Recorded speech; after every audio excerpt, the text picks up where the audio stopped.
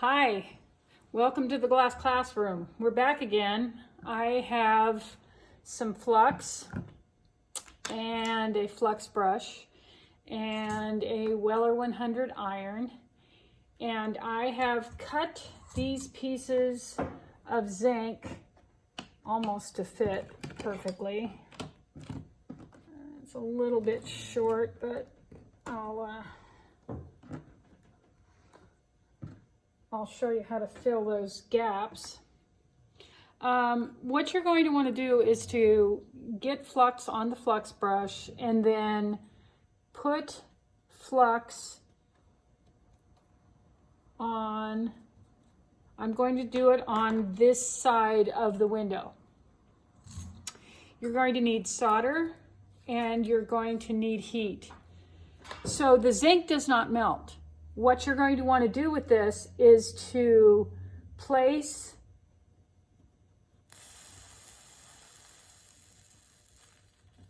the iron on the zinc to heat it up, and then I'm going to let it cool, because letting it cool will give me a base to be able to add more solder to. Now, did you see how nice that added? Now, what I'm going to do is I'm going to put the iron flat so that I can get a very nice solder joint. I want to cover up both of these these pieces of zinc so that you cannot tell where the zinc starts and where it ends. The second thing I'm going to do is I'm going to start from where the solder line here. I'm going to add some solder and I'm going to go up to, oops, I'm getting ahead of myself and I'm not doing this well. I did not put any heat right there. I don't think I'm going to be able to get this other part of the solder off. Now, you've seen a blooper. I have put solder on top of the zinc. I did not want to do that, but I will leave it and I will continue to solder. I'll get this out of your way. I hope you can see this. I'm going to come here and go up to the edge of the zinc and attach. I'm going to start here and go up to the edge of the zinc and attach. You do not need to go on top of the zinc, just go right to it. You can still see this, so that's good. Okay. I have a beautiful shirt on, but what I've done is to put on an apron, because if I don't have an apron, I'm going to have holes in my pretty shirt.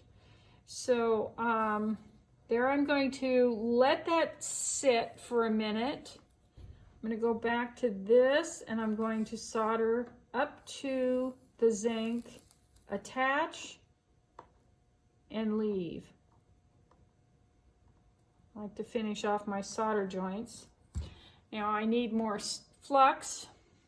I'm going to turn. Soon I will be able to edit these and it's going to be a wonderful thing. There we go. Okay, now you can see all of this. I haven't pushed the zinc down to the end there. Okay, I need more flux. I'm going to flux that corner and then I'm going to flux down this far end. Now I want to cover up this solder joint, so I'm going to solder on. I have to wait till it cools.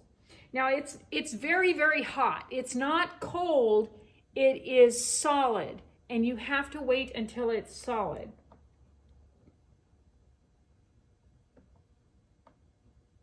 you can see that I'm only adding a little bit of solder as I go to get a perfect solder joint.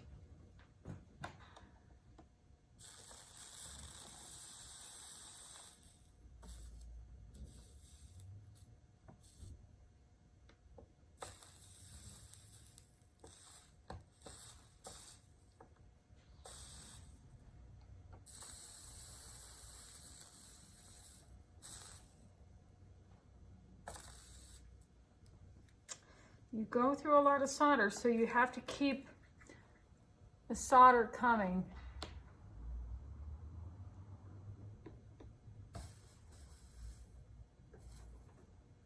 Oh, this one turned out so nice. Okay, I've run out of flux, so I'm going to get some more flux. I'm going to do this other side.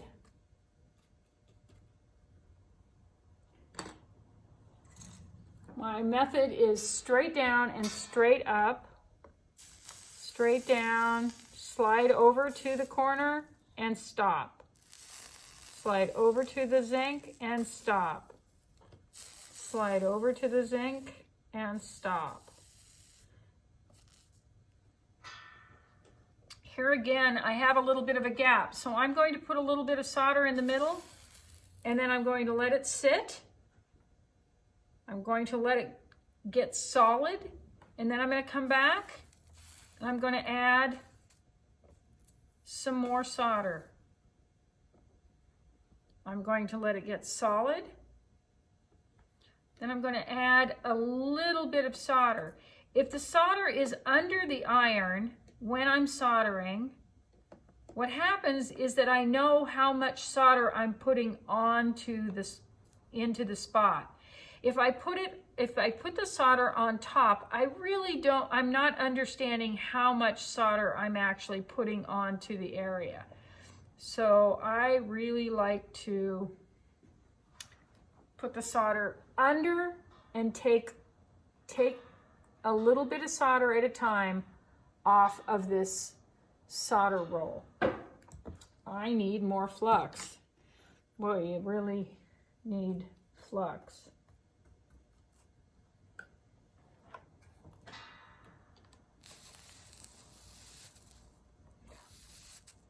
Now, what I'm going to do is I'm going to cut off these two longer pieces of zinc, and I'm going to be using that saw,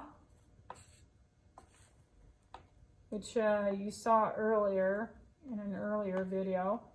The problem being is that I don't have 3 hands and I won't be able to show you what I'm doing. So I am going to cut off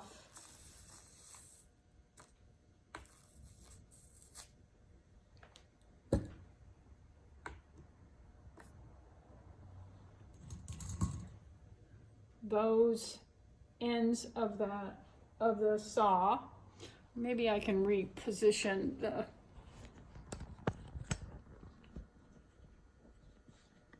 camera. There we go. Okay, I'm going to cut these prematurely. I'm actually usually wait until I have the windows soldered on both sides, but I'll show you how to support the window. And that little puppy over there is Maddie. She is my shop dog. She helps me to do all kinds of things, don't you, honey? Okay, here we go. And if you want to see more of Maddie, I'll be sure to let you see her. Okay, we're going to turn it on. I'm going to be supporting it with my hand.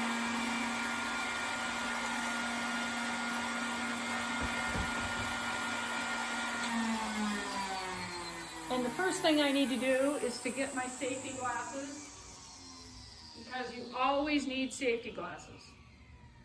When you are doing this kind of work, always wear your safety glasses. I also stand to the side. I slide the window up and cut.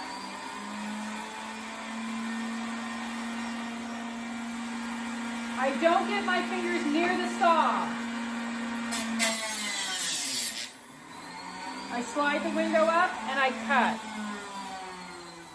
That saw is very dangerous. I am very, very, very careful with the saw. And I would like all of you to be very careful with any saw that you use. The snap saw is a good alternative. And please use the snap saw if you can get one. You can also use an X-Acto saw. You just need something that will cut through this hard metal. So, thank you for joining me.